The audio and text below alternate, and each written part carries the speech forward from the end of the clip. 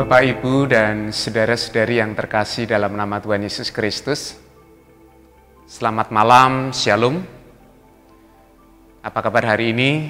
Kasih dan penyertaan Tuhan semoga tetap menaungi kehidupan kita, sehingga kita tetap bersemangat dalam segala karya, tetap setia dalam mengikut Kristus, meskipun kita harus berhadapan dengan pergumulan kehidupan yang penuh dengan dinamika. Percayalah bahwa Tuhan akan terus memberikan kekuatan baru dalam karya Roh Kudus. Mari bersama kita akan merenungkan firman Tuhan pada malam hari ini, dan kita akan bersiapkan hati dan pikiran kita. Kita berdoa. Bapa yang baik, saat ini kami hendak membaca dan merenungkan firman-Mu. Kiranya karya Roh Kudus yang terus menuntun dan menyertai kami, sehingga firman-Mu menjadi pelita dalam perjalanan kehidupan kami. Berfirmanlah, kami mendengar. Dalam Yesus kami memohon. Amin. Firman Tuhan malam hari ini kita akan bersama buka dari kitab Perjanjian Baru, tepatnya di Injil Lukas pasal yang ke-9 ayat yang ke-23. Injil Lukas pasal yang ke-9 ayat yang ke-23. Perkataan Yesus demikian. Katanya kepada mereka semua, setiap orang yang mau mengikut aku, ia harus menyangkal dirinya, memikul salibnya setiap hari, dan mengikut aku. Saya ulang sekali lagi.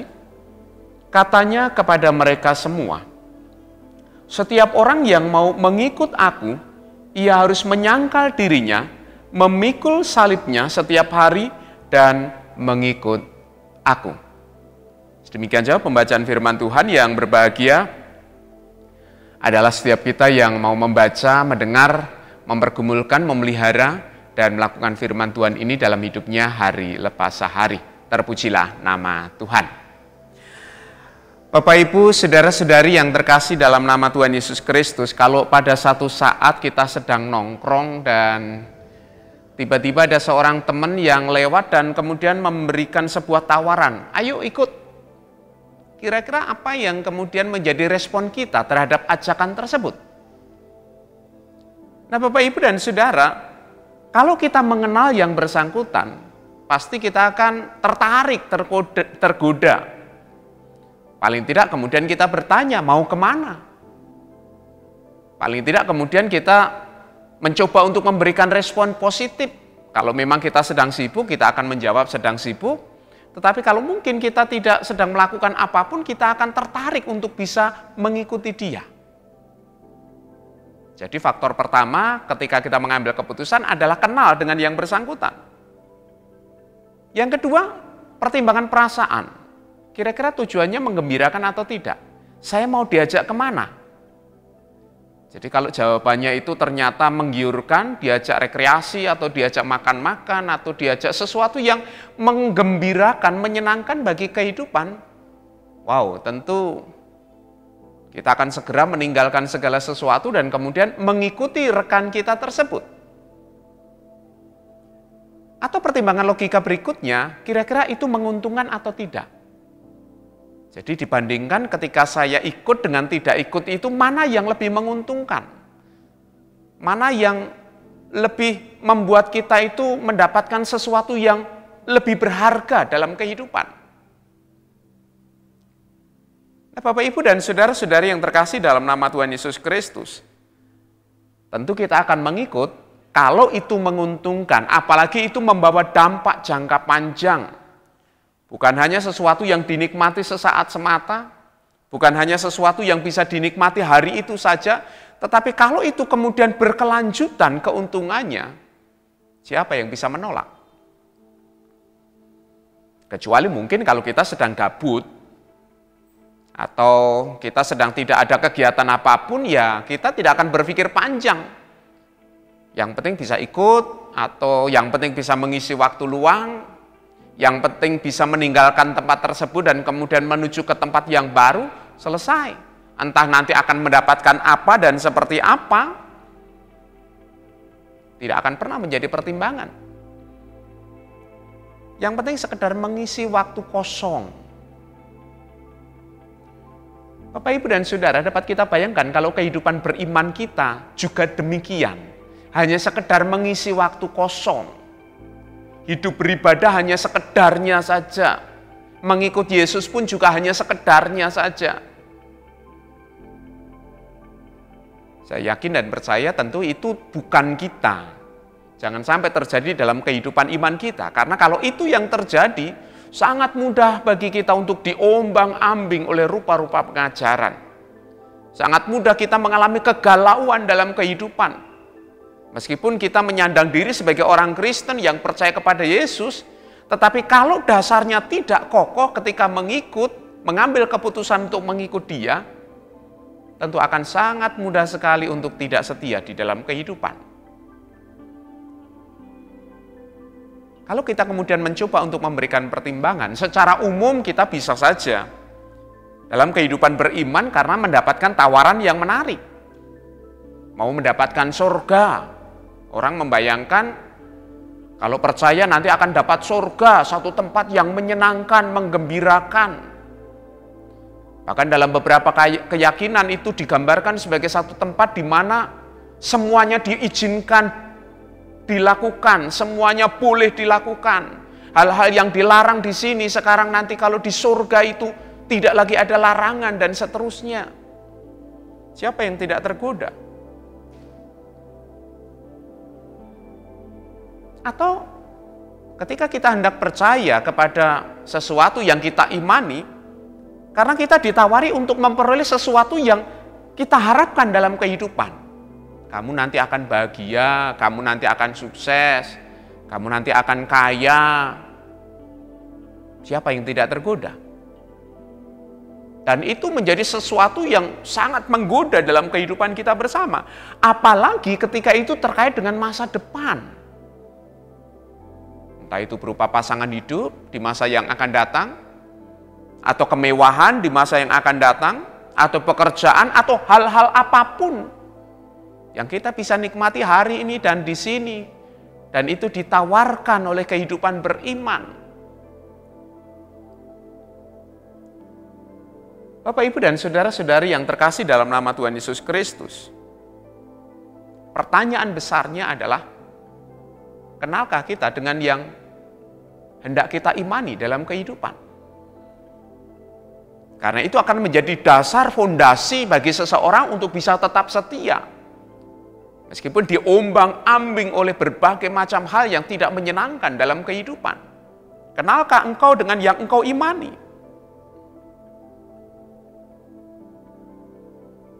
Lebih kurang 3 tahun, 3,5 tahun Tuhan Yesus melayani banyak orang, dikenal oleh banyak orang. Dan banyak orang datang berbondong-bondong mengikuti Dia. Ternyata motifnya pun bermacam-macam. Yesus pernah menegur mereka. Ketika mereka datang berbondong-bondong karena sudah melihat mujizat, makan roti, dikenyangkan. Ini sebuah faktor yang menarik memang kala itu. Ketika Yesus dalam setiap pelayanannya, Dia membawa tanda-tanda hadirnya kerajaan Allah di muka bumi, yang sakit disembuhkan, yang buta melihat, yang lumpuh berjalan, bahkan yang mati dibangkitkan. Siapa yang tidak tergiur? Dan itulah yang membuat Yesus begitu banyak orang berbondong-bondong mengikuti Dia.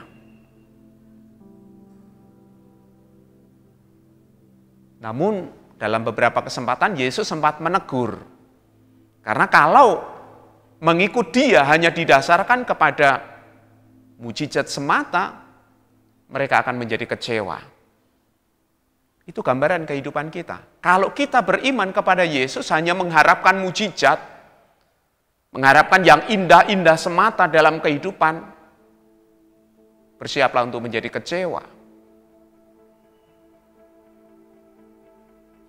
Bapak, Ibu, dan saudara-saudari yang terkasih dalam nama Tuhan Yesus Kristus, hari itu dalam perikop yang baru saja kita baca, Yesus menyampaikan sebuah nubuat bahwa anak manusia itu akan menderita. Anak manusia akan menanggung penderitaan, ditolak oleh tua-tua, imam-imam kepala, ahli-ahli Taurat, dibunuh, dan dibangkitkan pada hari yang ketiga. Dapat kita bayangkan, ini sebuah berita yang sulit untuk bisa dipahami. Beberapa kali Yesus menyampaikan hal ini, bahwa anak manusia, sang Mesias itu akan mengalami penderitaan, akan ditolak, mati dan bangkit pada hari yang ketiga. Beberapa orang tidak paham. Bapak, Ibu, dan Saudara, memang tidak mudah untuk memahami kehidupan iman yang seperti ini. Bahkan Petrus sempat tampil sebagai seorang pahlawan, menghardik Yesus, kiranya Allah menjauhkan hal itu daripadamu. Dan dalam hardikannya itu dia seolah-olah sedang berdoa. Jangan sampai penderitaan itu ada. Hampir sama dengan kehidupan kita bersama. Siapa yang mau menderita dalam kehidupan ini? Karena menderita itu tidak enak, tidak nyaman. Sakit itu menyedihkan. Mengalami pergumulan dalam kehidupan itu tidak nyaman. Bapak, Ibu, dan Saudara yang terkasih dalam nama Tuhan Yesus Kristus, sebuah penderitaan yang sulit untuk bisa dipahami, bahkan oleh para murid kala itu. Mereka memerlukan waktu untuk bisa memahami. Mereka tidak percaya. Mereka tidak bisa terima. Bukankah ini yang seringkali kita lakukan?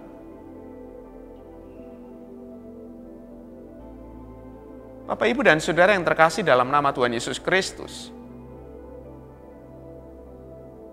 mereka tidak paham karena hanya berpikir tentang penderitaan itu sebatas yang mereka pahami semata, dalam makna yang mereka pahami semata.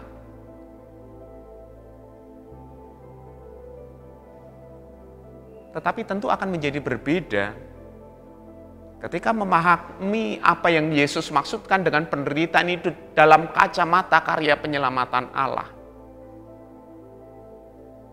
Apalagi ketika Yesus berkata, setiap orang yang mau mengikut aku, ia harus menyangkal dirinya, memikul salibnya setiap hari dan mengikut aku.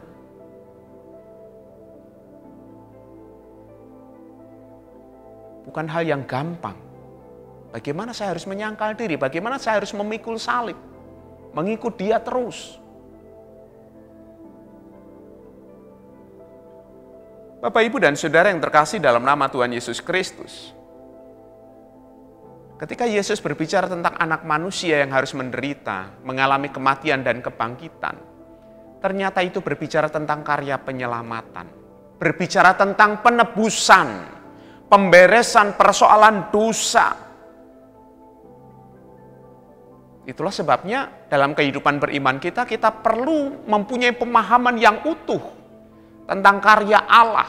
Dan kita patut bersyukur Alkitab sudah disediakan bagi kita untuk memahaminya secara utuh.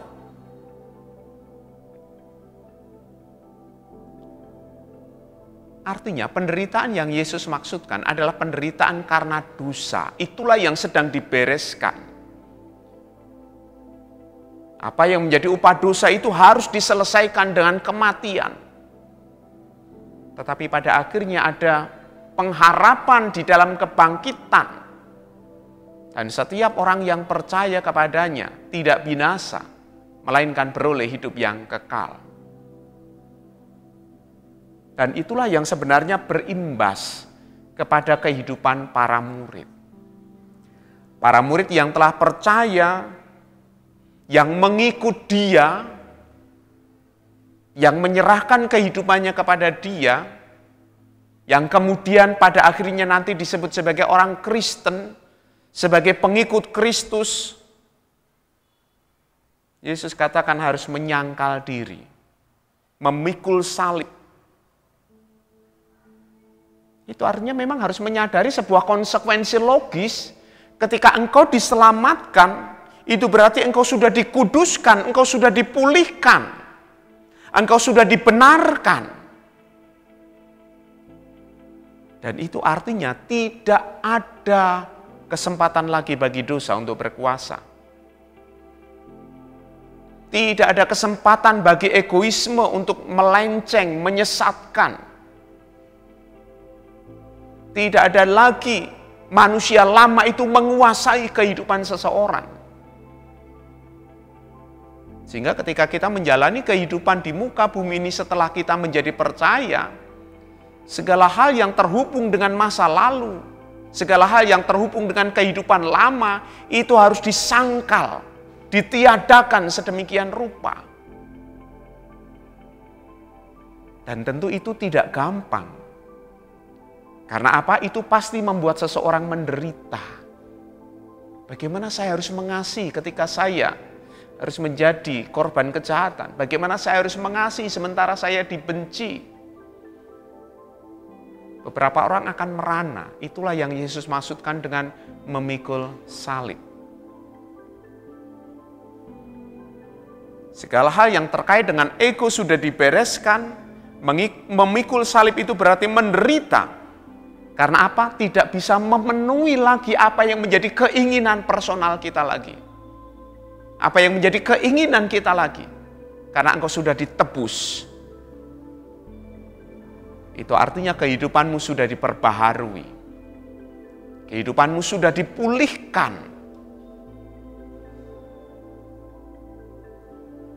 Itu sebabnya Tuhan Yesus berkata, setiap orang yang mau mengikut aku, ia harus menyangkal dirinya, memikul salibnya setiap hari, dan mengikut aku. Dan mengikut aku. Itu artinya kehidupan kemudian fokus kepada Kristus. Maka tepat Paulus ketika mengatakan hidup adalah Kristus dan mati adalah keuntungan. Hidup itu adalah Kristus, artinya menghidupi kehidupan yang sudah Kristus anugerahkan dalam kehidupan. Kembali hidup dalam ketaatan. Kembali fokus kepada Dia yang telah menyelamatkan. Dan itulah yang dimaksudkan Tuhan Yesus ketika Dia berkata, mengikut aku.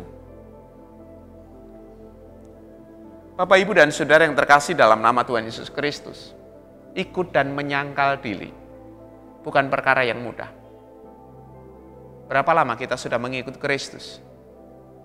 Siapa yang berkuasa saat ini dalam kehidupan kita? Apa yang selalu ada dalam pikiran kita? Apa yang selalu ada dalam hati kita? Kemarahankah, kedengkiankah, kebenciankah? Atau segala hal yang berkaitan dengan kenikmatan, keinginan? Ironis bukan kalau itu masih terjadi dalam hidup kita? Firman Tuhan hari ini memberikan peringatan baru kepada kita. Ikut dan menyangkal diri. Itu artinya kenali siapa yang kau percayai. Engkau sudah ditebus, engkau sudah dikuduskan, engkau sudah diselamatkan. Itu artinya sudah menjadi sebuah kewajaran kalau engkau dituntut untuk hidup dalam kekudusan. Kenali dengan tepat siapa yang engkau imani. Yesus yang menjadi penebusmu, menjadi juru selamatmu. Engkau selamat itu bukan hal yang gampang. Karena maut harus dilewati oleh Yesus. Pahami ajarannya. Ketika Dia mengajarkan tentang hukum kasih, itu bukan sekedar aturan manusiawi semata. Itu bukan sekedar tata krama atau etika dalam kehidupan pergaulan. Bukan sekedar itu. Tetapi kasih yang terjiwai dalam kehidupan kita. Karena kita hidup di dalam kasih. Kita mendapatkan kesempatan kedua untuk hidup di dalam kasih.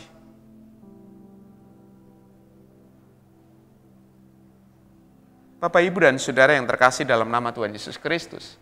Pada akhirnya kita menjalani kehidupan kita dalam sebuah relasi setiap saat dengan Tuhan. Iman bukan hanya ketika kita ada di sebuah gedung gereja, iman bukan hanya berhenti ketika kita beribadah, atau ketika kita melipat tangan menutup mata dalam doa, atau iman hanya terjadi ketika kita membaca Alkitab. tapi iman itu terjadi dalam relasi dengan Tuhan dalam keseharian kehidupan kita. Dan di dalamnya kita terus menemukan Allah yang terus berkarya. Setiap saat kita mengikut Dia, identitas diri kita sebagai orang Kristen bukan seperti baju yang bisa dibongkar pasang, tetapi itu melekat, ada, terjiwai menjadi dasar dalam setiap perilaku, tutur kata, dan apapun yang kita lakukan di dalam kehidupan. Tidak mudah, apalagi ketika kita hanya mengandalkan diri kita sendiri. Tetapi yakin dan percayalah, Roh Kudus akan menuntunmu, Roh Kudus akan menolongmu, memampukanmu, membuatmu bisa melakukan segala perkara yang benar di hadapan Tuhan. Mari menjadi pengikut-pengikut Kristus yang setia. Meskipun kita harus menderita sekalipun, yakin dan percayalah, Dia akan terus memberikan kekuatan baru kepada kita bersama. Amin. Mari kita datang kepada Tuhan dalam doa. Kasih penyertaan-Mu ajaib bagi hidup kami, tuntun kami untuk tetap setia, mengenal Engkau secara pribadi sebagai Tuhan dan Juru Selamat kami, dan Roh Kudus yang terus menuntun menyertai kami, menyemangati kami untuk hidup dalam kebenaran firman-Mu. Terima kasih Bapa, kami serahkan hidup kami hanya kepadamu, ampuni dosa-dosa kami. Dalam Yesus Kristus kami telah berdoa dan mengucap syukur. Amin. Selamat malam, Tuhan memberkati dan shalom.